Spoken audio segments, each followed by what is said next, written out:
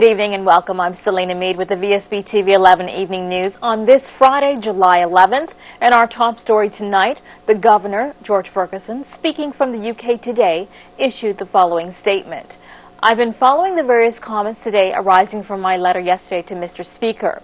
In light of suggestions on the lines that my decision represents an end to democracy in Bermuda, it may be worth recalling the conclusion I set out in that letter. I did not rule out a commission. I recognize that the motion had highlighted concerns that were widely shared. I said I would be willing to consider a commission if the House gave a clear indication of the terms of reference and of the proposed means of funding the commission, as stated by Governor George Ferguson. In other news, the almost unheard of boycotting of Bermuda's Parliament took place today when the entire opposition group attended a conference protesting the governor's overnight decision not to agree to the House request for a commission of inquiry in allegations of corrupt land transactions in the past. PLP leader Mark Bean called for the public to join him in a march on Government House on Tuesday, while Parliament continued with just the OBA, Independent MP Terry Lister and Speaker Randy Horton in the chamber. Mr. Bean opened the conference and was followed by Shadow Human Affairs Minister Walton Brown. We call on the people to peacefully express their grave displeasure with this offensive action by the British government's representative and encourage the people of this country to join us as we march on Government House this Tuesday, where we will call for the following. 1. The immediate recall of the governor, and 2. The immediate restoration of our limited democracy. Our forefathers have fought for our rights, and in 2014, the Progressive Labour Party will not stand by while our rights are trampled upon. We will not allow our people, who are already second-class citizens, to be systematically reduced to third-class citizens in the country of their birth. Now is the time to have courage and faith in ourselves and avoid the temptation of appeasing those who act in a manner that is contrary to the interests of the Bermudian people. The governor's decision is an affront to democracy. As the leader has said, there was a clear demonstration through Parliament of what the people wanted, and that was a commission of inquiry. The commission of inquiry was meant to deal with long-stemming issues of land theft, property dispossession. The issues involve people in this country who have had and still have tremendous power and influence. I have no doubt, we have no doubt in our minds that the governor has been influenced in his decision by this collusion among those who may well be identified in some of these claims, along with members in the OBA. And it is reminiscent of what took place in the 1960s, where you had this collusion among those who held political power, those with economic power, and working with the governor to suppress the people's aspirations and people's rights. So this calls, in our view, for his immediate recall. It cries out for a just outcome, and the only just outcome is to have a commission of inquiry. The Progressive Labour Party will abstain from participating in Parliament until we have a solution to this issue. There's no way that we can participate in what amounts to be a sham and a farce. And it's a continuation of 18 months of farcical behavior in the House of Assembly. And again, we don't feel it's necessary, or in fact, we don't feel that we should go ahead and do an injustice to the people who placed us here by going and participating in an institution that is lacking what obviously seems to be a moral compass. Vsb News asked Premier Michael Dunkley to comment on the PLP's action, and here is what he was prepared to say. The government's up here doing the people's business, and we're here to work and take care of the legislation, update the people on what's happening with ministerial statements, and we're prepared to answer questions. So business continues. They do mention in the statement downstairs, say that they were going to boycott Parliament, that this was a unanimous decision that the governor is flouting. That's not true, is it? You'll have to ask them for any comments on that. As I already told you. Not get involved. No, Brian, you know. It's your government, it's your party. But the opposition, the opposition only speaks for themselves on this matter. You see, the government is in here today. the independent members in here today. The agenda's been set. Everyone knows what's going to be debated today, and people complain that politicians don't do enough work. Well, we're here working. We've got important legislation that we're passing today. There was updates on conscription. I gave a ministerial statement on the America's Cup. We're doing a concession order for Hamilton Princess. You know, we're trying to turn this economy around, and we're resolute in what we're going to do. Far from being a confidential document on the streamlining of the civil service, the document that local media claimed today was leaked and is, in fact, a draft consultation paper that Finance Minister Bob Richards has asked to be shared with a wide cross-section of the labor community. And before the summer is over, he will be putting out another paper containing ideas produced by the peer group. People should not think of it as something that threatens their jobs, should not think of it in terms of giving the minister more power. The minister already has the power. The cabinet already has the power to dispose of parts of the government. So there's no issue there. So, you know, we just want to put a framework into place so that people can participate in the process and in a transparent way to show that there's as little collateral damage as possible. So, I mean, that's the reason we're going for this. But, you know, these decisions could easily be made by cabinet today without any legislation. But, you know, when you get the union speaking out or the union council speaking out in the media saying we don't like what we see, yeah, it's not exactly conducive to having a level-headed dialogue. Well, I think we can have a level-headed dialogue. But, you know, the mandate and the imperative speaks for itself, i.e., we cannot keep bleeding red ink like this indefinitely. The schedule for ending conscription into the Bermuda Regiment was laid out in Parliament today by Minister of National Security and Premier Michael Dunkley, who said he could very well see the day that every soldier in the regiment was a career-oriented volunteer.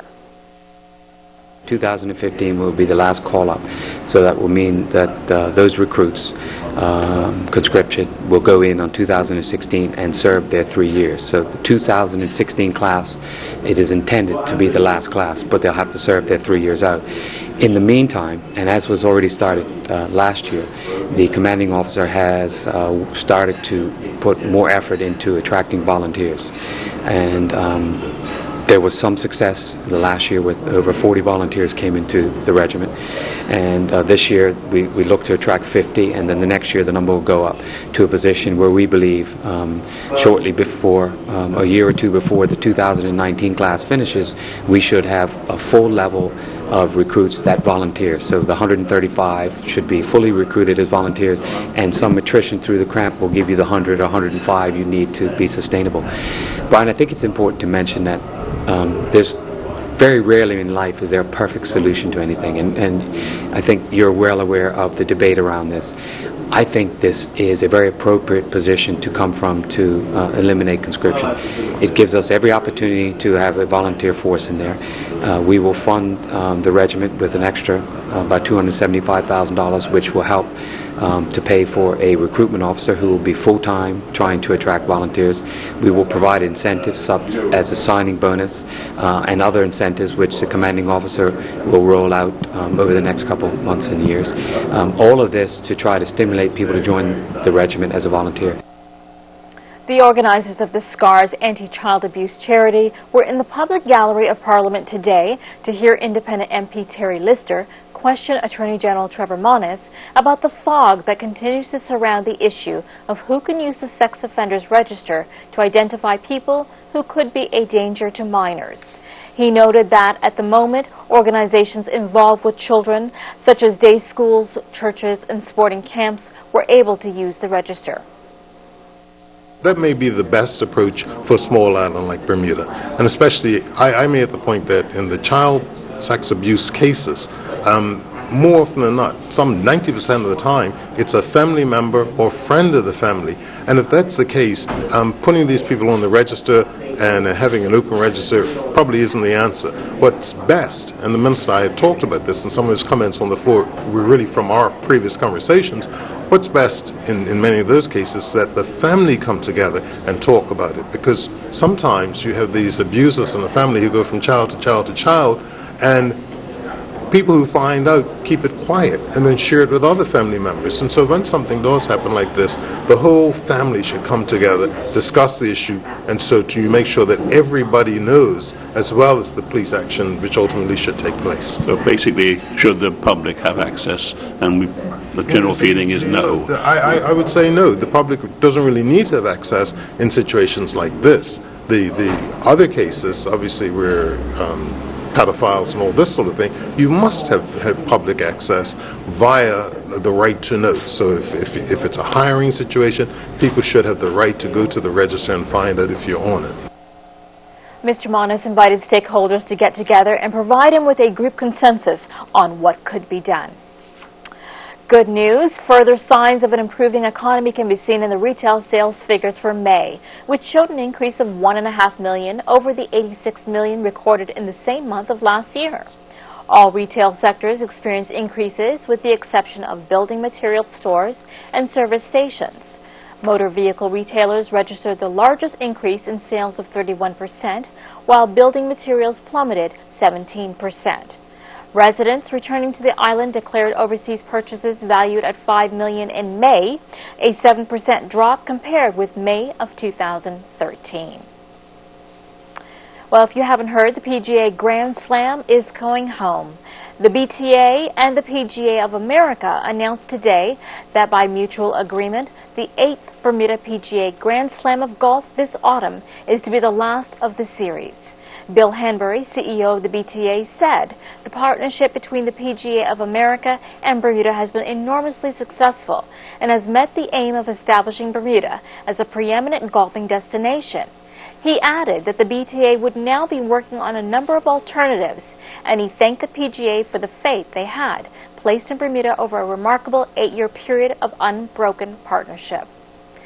Still ahead, we have Valentina with the weather preview. Thank you, Selena. Mainly fair and humid. Fairly clear conditions currently. Stay tuned for the photo winner of the week. The weather radar picture provided courtesy of the Ministry of Transport on Vsb Tv 11. You can count on us. Purdue Fresh Chicken Leg Quarters, only $1.59 per pound, saving you $1.30. Save $1 on California Sweet Juicy Black Plums, just $2.99 per pound. Scott Extra Soft Toilet Tissue, only $3.69 for 4 rolls. Markel Pride Paper Towels, just $1.99 for 1 roll. Select varieties of Le Yogurt, only $1.09 for a 6-ounce tub. Visit our website at www.marketplace.pm for more weekly specials. Now at Big Savings Zone, there's the Kids Zone. See the latest bedroom ideas for tots to teens. There's a large selection of beds, bedding, all kind of furniture designed especially in mind for your child. And see the array of accessories for all ages. Big Savings Zone is the home of Ashley Furniture and Serta Mattresses in Bermuda. And the Kids Zone is only at Big Savings Zone, at the end of Stocks Road, St. David's. A gentle reminder from the Office of the Tax Commissioner. It's tax time again. Taxpayers are reminded that payroll tax returns and corporate service tax returns for the quarter ending 30th of June 2014 are due on or before Tuesday, 15th of July 2014. Hotel occupancy tax returns for the month ended 30th of June 2014 are also due on or before Tuesday, 15th of July 2014.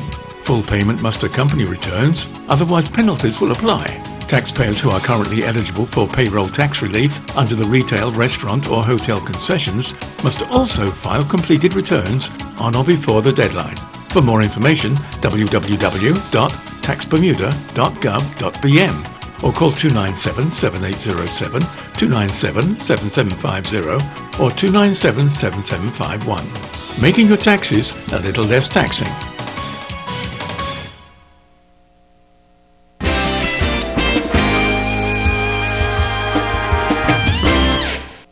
Premier Michael Dunkley urged local naysayers, who include some members of the PLP, to stop concerning themselves about the cost of hosting the America's Cup and start envisioning the major benefits that will accrue from the investment. If we want to have a very important event, and we've had many events like that in Bermuda before, take, for example, the Grand Slam. If you don't make an investment, you can't get a return on that investment. And I think the investment that we will make for the America's Cup will return itself many, many, many times over. But it's too early to speculate what we'll have to do to get in that position. But I can assure the people of Bermuda that the money the government spends will go into infrastructure enhancements on the island and stuff that's devoted to what Bermuda does. And along with the commercial arrangements with the partners we're talking to now, we can make this thing happen, and we need everyone on board. Interestingly enough, marina at the Hamilton Princess and marina in the dockyard on target now for something quite important. Yes, and a lot of the hotel projects that we've got in the pipeline certainly will go with a little bit extra spring in their step, and it's all very important. And let me re-emphasize again, Brian, that now's not the time to question our ability to do anything. Now's the time to rally together. This government has clearly demonstrated that we can take on a big challenge and deal with it, and we will. When celebrity chef Marco Samuelson opens his new and exciting signature restaurant at the Fairmont Hamilton Princess next May, the focus will be very much on Bermuda. The chef, who oversees successful restaurants in New York and Stockholm, tells Vsb News Charles Webb that the culture and artistic excellence of the island will be reflected in the new restaurant's menus.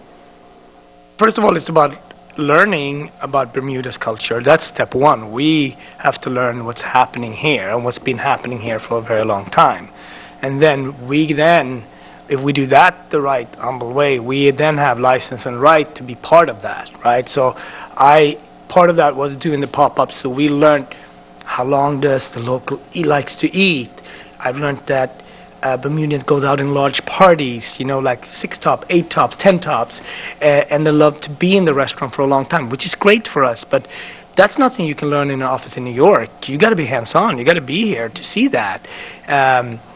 So it's a very social place where restaurants are an important part of the landscape. So the pop-up is an amazing experience for us, and also gives us an opportunity to show a little bit, tip our hat in what direction this restaurant is going to go in.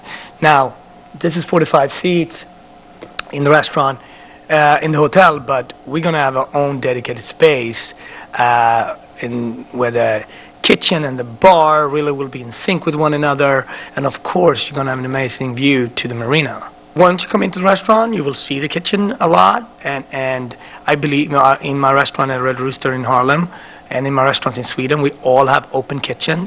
When my grandmother, there was a cook, back in the day, kitchen was not supposed to be seen at all. The food came from some hole, and you were not supposed to talk about it. We done a 360 on that, complete turnaround on that. Now we want kitchen's part of our the entertainment. So the bar is visual and big, and really socially important for the restaurant. The kitchen is important, so we put them front and center, and it's something that we take a lot of pride in. And we want to show the guests too who's cooking. We're going to have a big local staff and emphasize on that. And the best way to show that is by having open kitchen. Now let's take a look at the daily markets presented by Bias.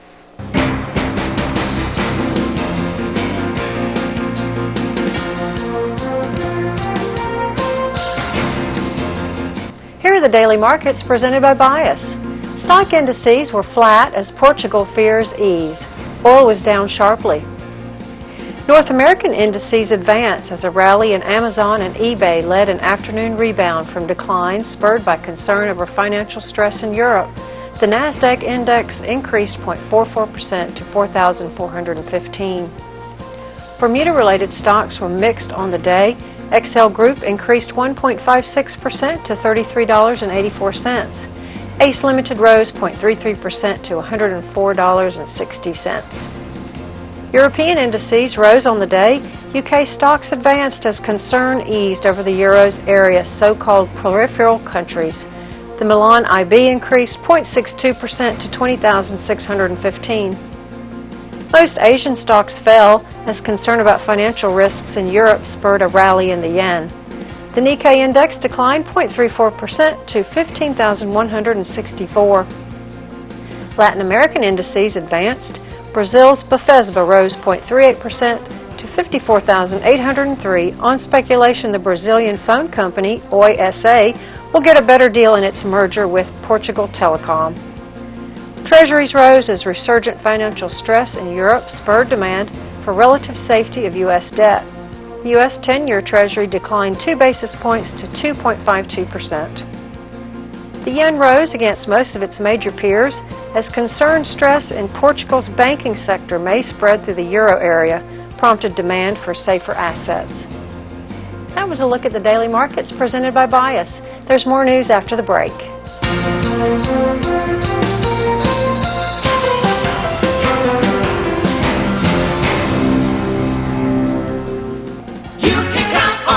Save $2 on imported sweet southern peaches, just $1.99 per pound. Certified Angus beef London broiled top round steak, only $6.49 per pound. For a quick meal, Libby's corned beef, just $3.79 for a 12-ounce tin. Heinz barbecue sauce, only $2.89 for an 18-ounce bottle. Select varieties of Tropicana Punch juices, just $4.09 for a 59-ounce carton. All stores open Monday through Saturday until 10 p.m. You can count on us. Copyfax is Samsung's authorized dealer service center in Bermuda. If you're looking for a tablet, Copyfax have a range of Samsung's Tab 3, 5 and 7. They have Samsung's ATIV Book, which has a 15.6-inch screen. And the ATIV One computer has a 24-inch touch screen. Be sure you're buying from an authorized Samsung dealer. In Bermuda, it's Copyfax Limited, 96 North Shore Road. They service what they sell. If you've been the victim of an uninsured or hit-and-run driver, your medical and other expenses may not be covered by your insurance. The good news is, there is coverage. The Motor Insurers Fund can provide you with compensation to help you through the crisis, whether suffering from physical injury, loss of wages, or extra expense incurred as a result of your injuries. For further information about the Motor Insurers Fund, visit mif.bm or call 505-8555. The Motor Insurers Fund, assurance after the unexpected.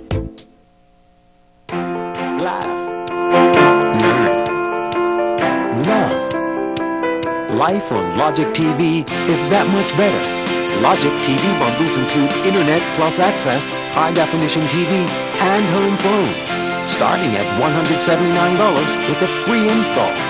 LOL. Enjoy life on Logic TV.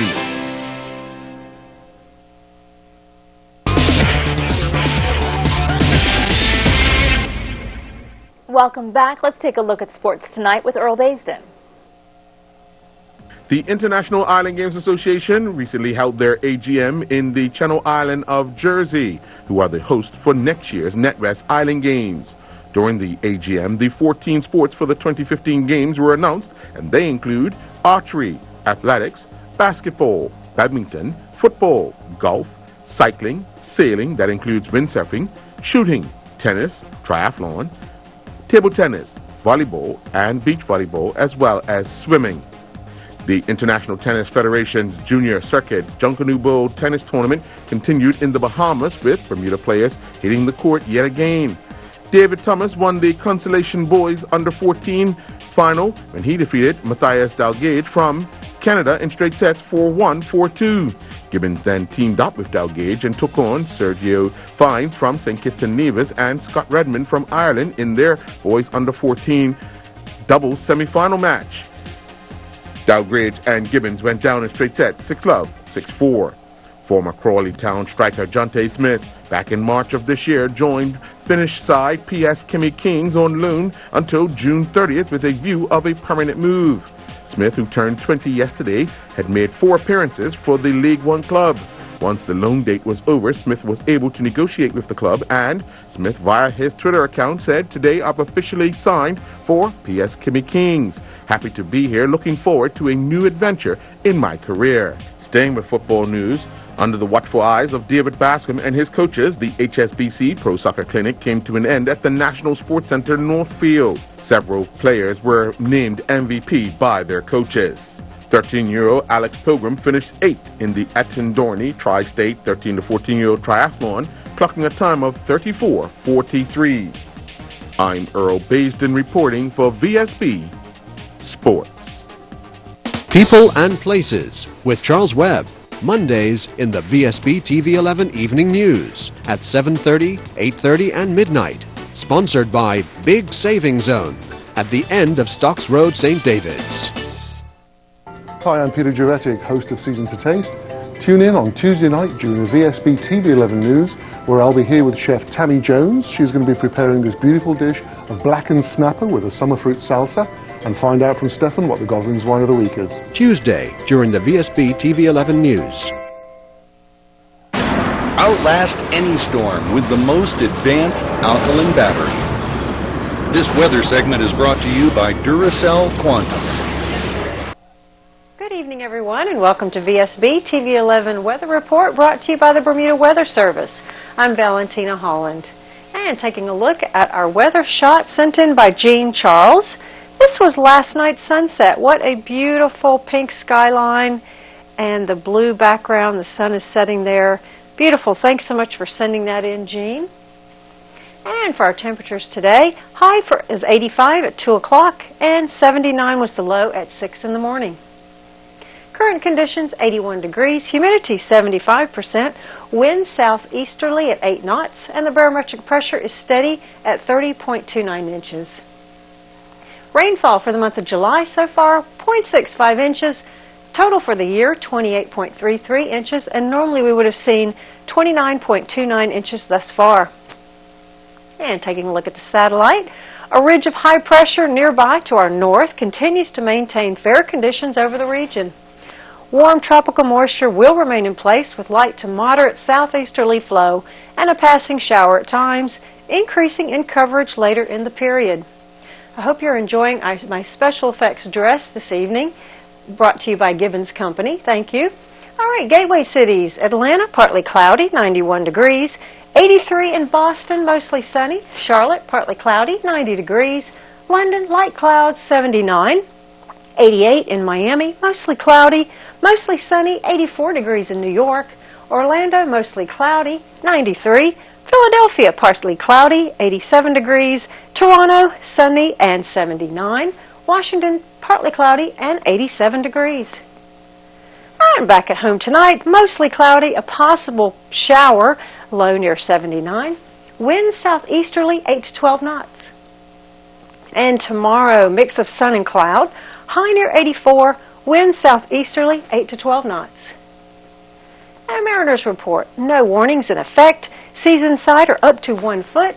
Seas outside are 2 to 4 feet, and the sea surface temperature is 83 degrees. Mariners for tomorrow, no warnings in effect. Seas inside, again, up to 1 foot. Outside are 2 to 4 feet. High tide is at 8:59 a.m., and low tide will be at 3:03 p.m. And for your 5-day forecast, on Sunday, partly cloudy, high near 85. Monday, partly sunny with increasing shower potential, high near 85. Tuesday, mostly cloudy with a few showers, high near 83. Wednesday, sunny periods, high near 84. And for our photo winner of the week, thank you Leanne Perry for sending in this shot, a beautiful sunset. You can see the clouds kind of coming over the sunshine there, so thanks for sending that in, Leanne.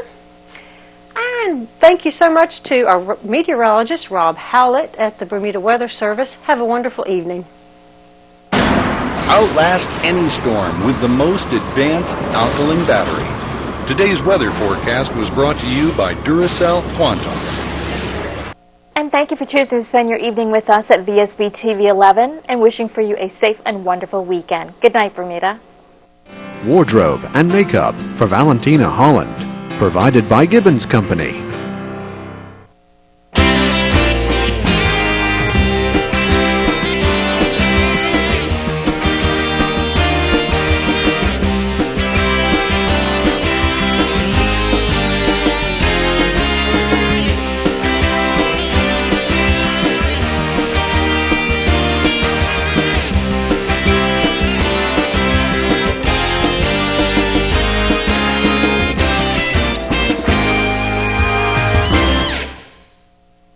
VSB TV 11, Bermuda.